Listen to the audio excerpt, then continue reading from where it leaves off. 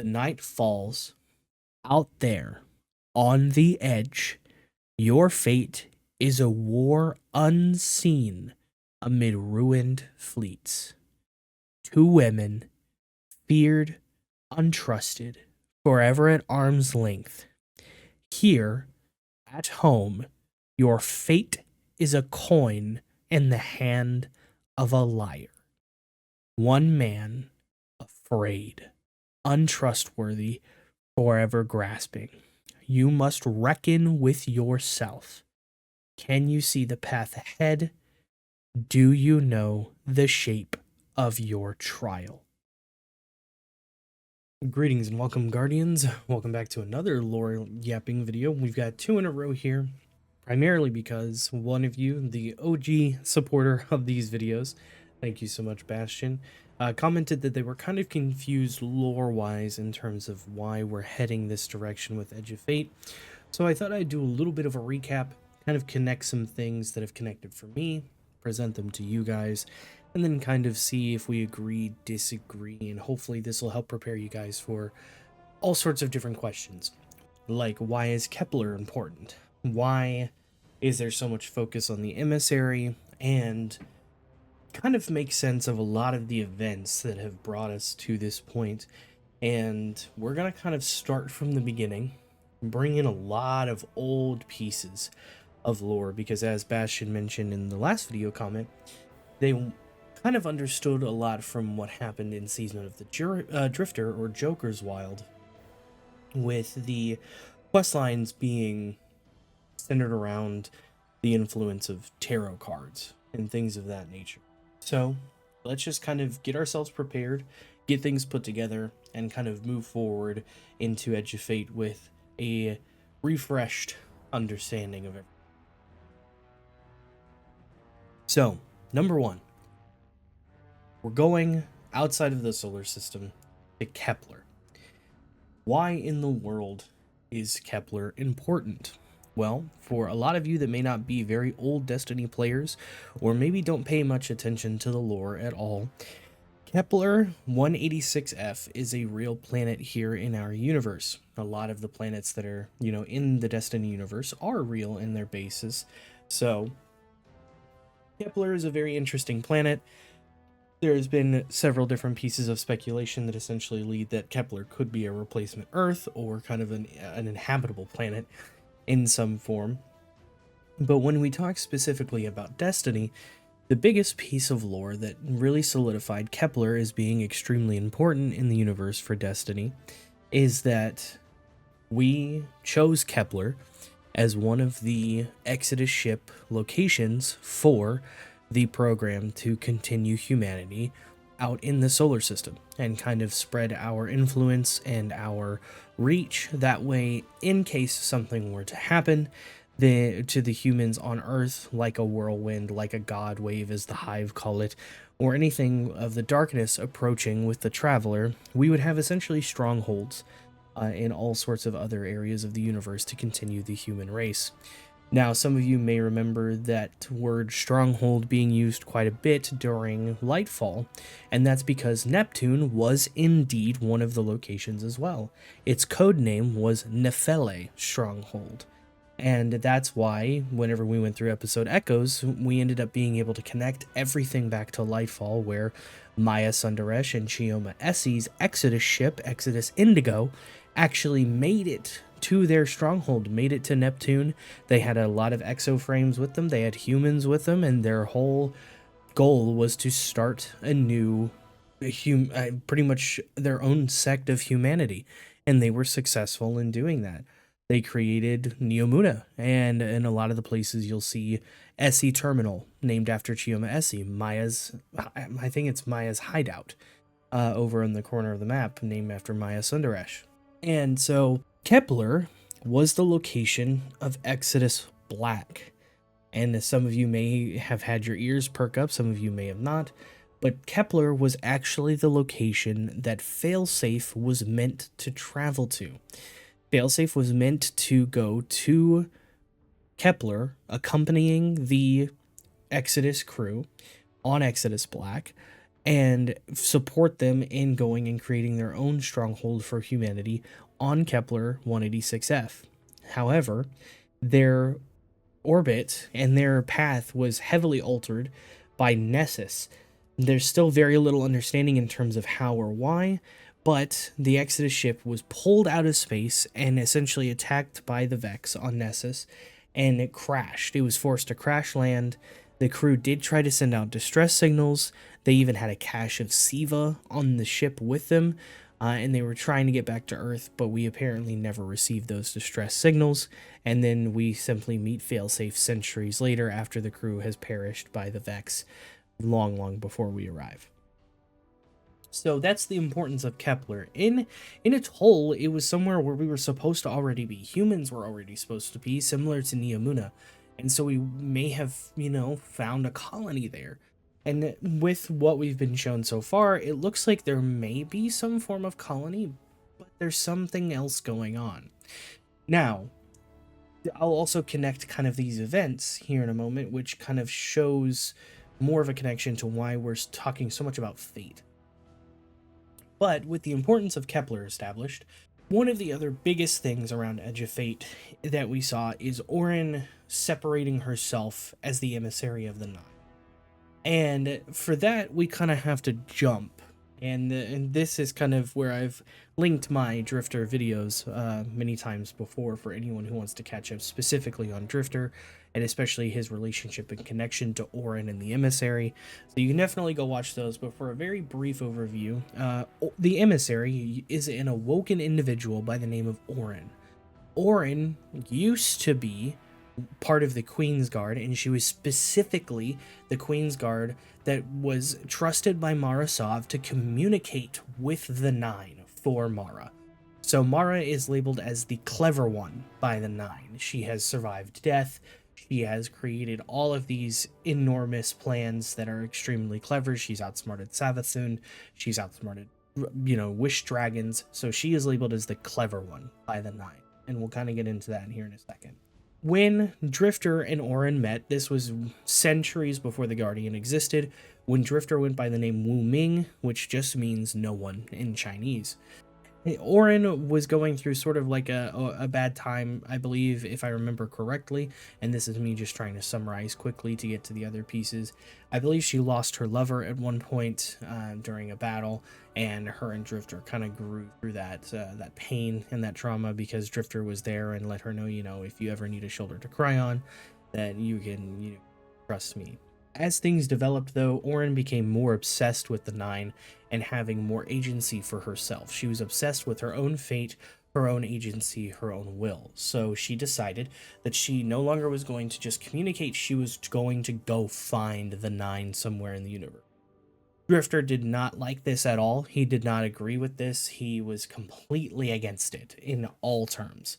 So the kind of cutscene and things we get, and we'll get into a lot of that here in a bit because it does tie back into the season of the Drifter. It shows that argument where she finally leaves. And then as far as we knew, nothing had ever happened by that point up until a cutscene comes up to show that Gambit's been running, pretty normally. And then the Emissary shows up to tell Drifter that he's worthy.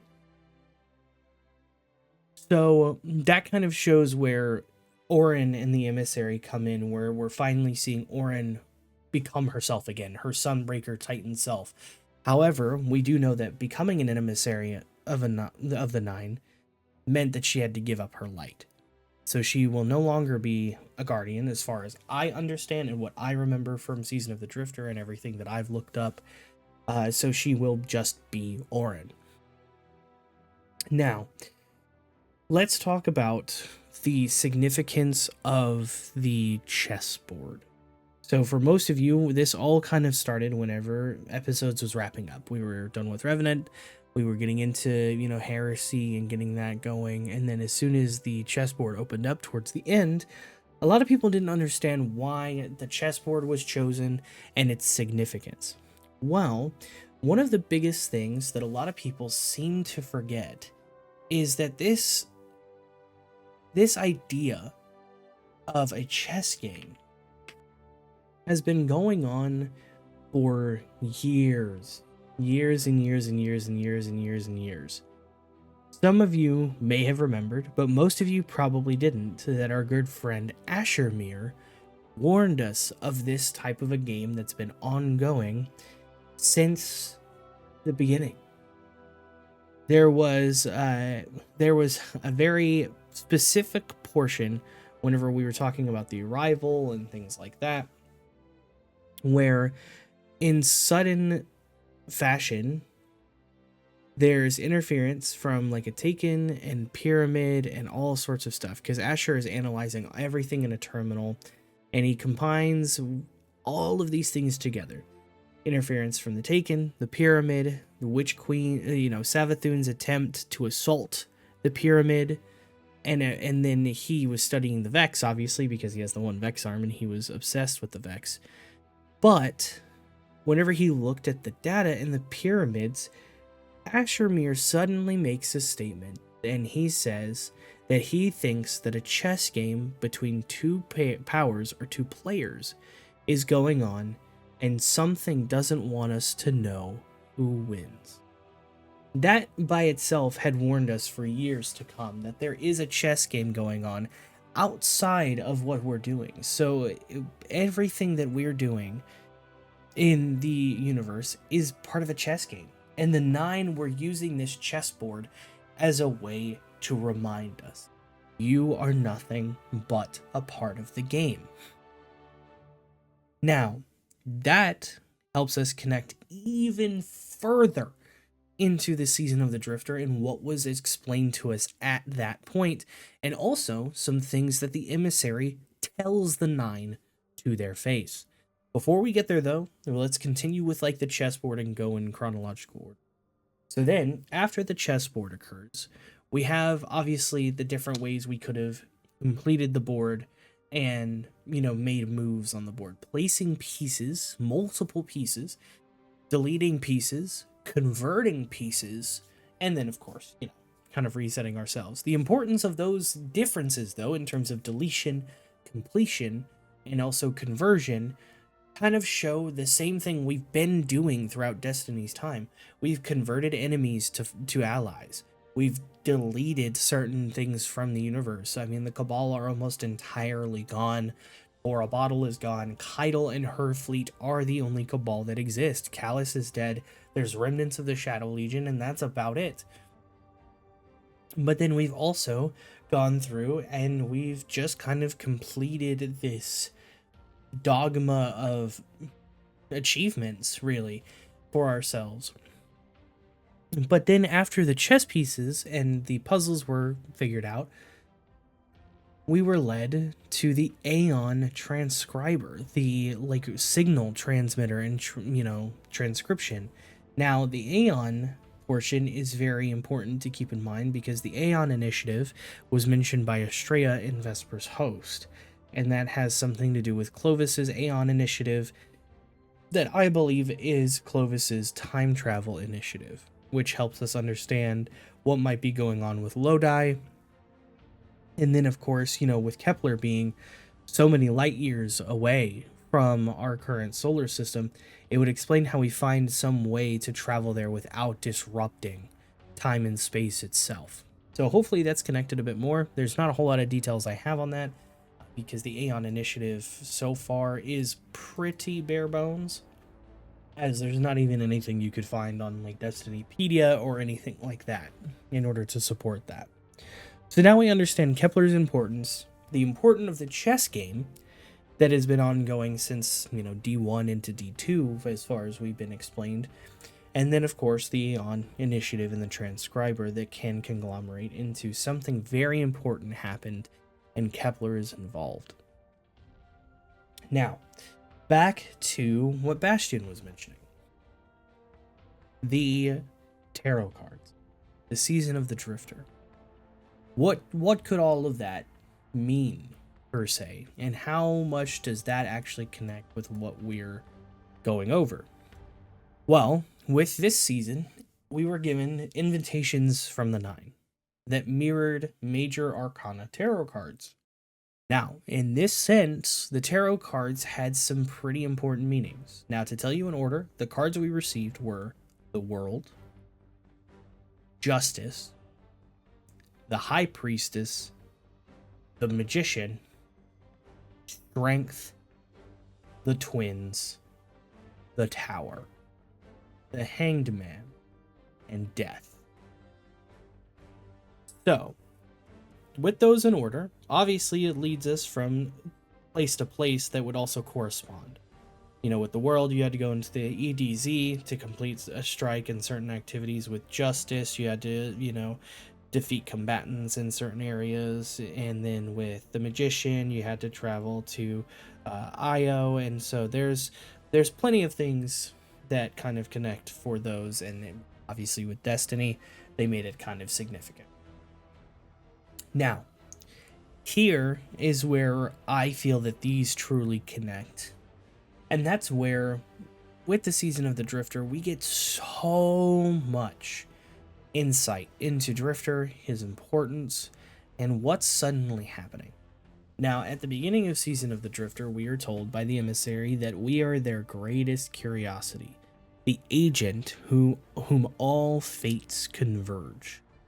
And then she states that the Drifter, has a special prize, or presents a special prize to the Nine. He's an anomaly, a balance, an experiment. We remember his trial. So Drifter is some sort of trial run by the Nine in terms of what is going on. Now, this also shows that the Nine have been connected to several different players in this universe, and we've never been really keen for it unless you've been paying attention and listening to everything that you've been given. And so the Drifter is obviously connected. And I've known this because of his mention of things like sterile neutrinos and all this other verbiage, that he's the only person in the universe that has ever spoken those words to us. But then all of a sudden in the cutscenes in Rite of the Nine, one of the Nine mentions neutrinos and coming back to them. So Drifter may be being called back to return. But also with this is where we get the cutscene where a Dredgen, a shadow of yore, has come to Drifter's derelict ship and threatens him. He essentially is playing cards with him and kind of goes off on him, points a thorn at him, and then says, "You were always so afraid Shin would get you," in terms of Shin Malphur. And then he says, "Sorry, old friend," before a taken captain attacks and throws the shadow off of the edge. And then this is where the Emissary appears and calls him Dredgen. And then the Drifter says, "Nah, not anymore. It's Drifter now." And this also shows that it connects back to that cutscene where Orin called Drifter Dredgen. And Callum, back then, which it also connects into the quest for getting Malfeasance. Callum was an old friend when Drifter and himself were Dredgens of yore. They were essentially evil guardians. And so he always hated that Orin would call him that name because Callum convinced Orin that Drifter is not, or Wu Ming is not who he says he is, and essentially kind of ruined that whole relationship between them. So that's whenever the Emissary states to Drifter, "You have been proven worthy. Accept this gift from the Nine." The planetoid appears on the back of Drifter's ship. Now, for us as the Guardian, when we see this vision, we're suddenly told by the Emissary only two others have transcended their design. The first, an hourglass counting down with infinite patience. The second, a forgotten blade sharpened anew. And now, Dredgen, visit us again. We wish for you to understand what we understand. So she even explains to us that there are people who can release themselves from this fated game. The chess game is a game of fate, where the Nine are playing with everyone in the universe to fulfill a specific fate. And this is where I said can connect all the way back to the point of if the Kepler has always been their home or their sanctuary in the universe, every time the humans have attempted to go to Kepler, they have moved a chess piece. When Failsafe and Exodus Black attempted to reach Kepler, the piece was moved. They were forced to crash on Nessus. So we're being presented this game in terms of saying, you have no control, we have the control. But now here, the emissary is telling us that an hourglass counting down with infinite patience, which could be the traveler, and the second, a forgotten blade sharpened anew. What we just went through in heresy, we are constantly being called the blade, and what we assume to be the blade of the winnower. And so it could be tying back to this kind of constant metaphor that we're brought back to of the gardener and the winnower, where one constantly provides new life for the universe to continue, the universe being the garden, while the winnower continually removes the sick, the evil, the unnecessary in the garden to shape it up. So, with this inkling, we now know, hey, we can probably change this fate. We can actually take control. And that's solidified with the next pieces that we see happen. In the justice portion of the cards, we suddenly see that the 9 and the emissary are discussing things. And the 9 state, do you regret this? The emissary questions that inquiry, and the 9 say, judgment. The emissary states, I have more agency as an agent of the 9 than I ever did wielding the light. The 9 state, you lost everything. And then her ghost falls to the ground, probably in a vision. The emissary states, nothing that ever mattered. I would die for those I love. The 9 state, we don't understand. The emissary just retorts by saying, no, and vanishes. She essentially confirms, I know you would never understand. Which also continues to show that Orin is still present. Orin is there. She is still somehow herself within this, even though she is now completely tied to the 9 themselves. And then it moves into the High Priestess card, where this again solidifies what I meant before, where Marasov is mentioned as the clever one within the 9's inner circle, because the conversation proceeds as such. The clever one is in peril. The emissary states, no, she will manage. The 9 state, they will annihilate her, meaning the Black Fleet. The emissary then states, then she will die as one of us, gladly. The 9 then states she will regret before the end. The emissary says, you don't know the meaning of that word. The 9 states she will beg for death's release. The emissary retorts, you cannot kill what has already died. So this hints that maybe Mara's return from the Ascendant Plane after the attack on Oryx and the fight with Oryx may not have been her own. Where a lot of us, including myself, have always assumed that, with the Awoken's initial just will to still exist and bringing themselves back into the universe even after being caught in the reef and the amalgamation of light and dark there, I assume she just kind of willed herself back into existence, and it showed how powerful she was as the Queen of the Awoken, that she could basically be immortal, essentially create her own throne world that the Hive have but for herself. But this leads us to believe there may have been an additional hand, again, someone moving a chess piece to make sure Mara survived. And then the emissary, disappears as normal. The next card, Magician, we get the conversation that goes as follows. What does it want? The emissary says, you ask the same questions, you never listen. The 9 state, why did it do this? The emissary says, he's afraid. The 9 say, of death? The emissary, of everything. So it kills. The emissary responds, he hates violence. He hates it so much that he'll murder anyone who tries to inflict it on him. This, I believe, completely ties back to Drifter. I feel like with this, this is referring to what happened on that dark planet with Drifter and his fire team, where Drifter finally retaliated, murdering his entire fire team because they kept pulling their guns on each other and accusing each other of being the reason that these darkness monsters were completely taking their light away and putting them to their final deaths if they were not careful.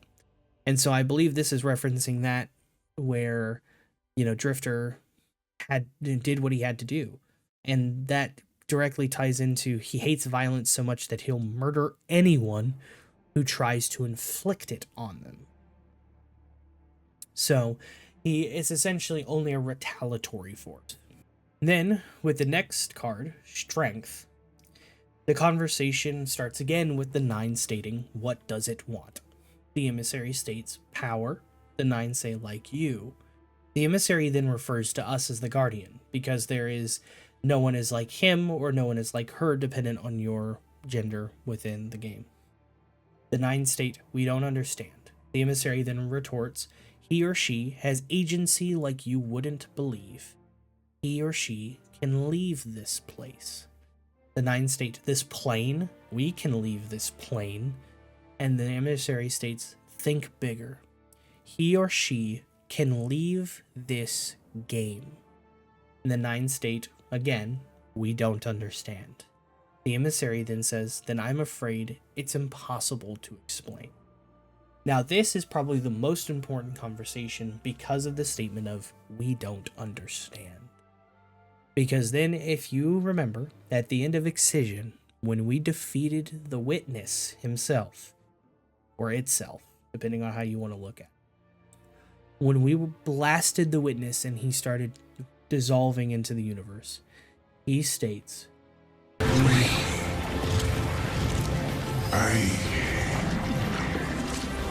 I don't understand. And it's because, from the Witness's point of view, everything was perfect.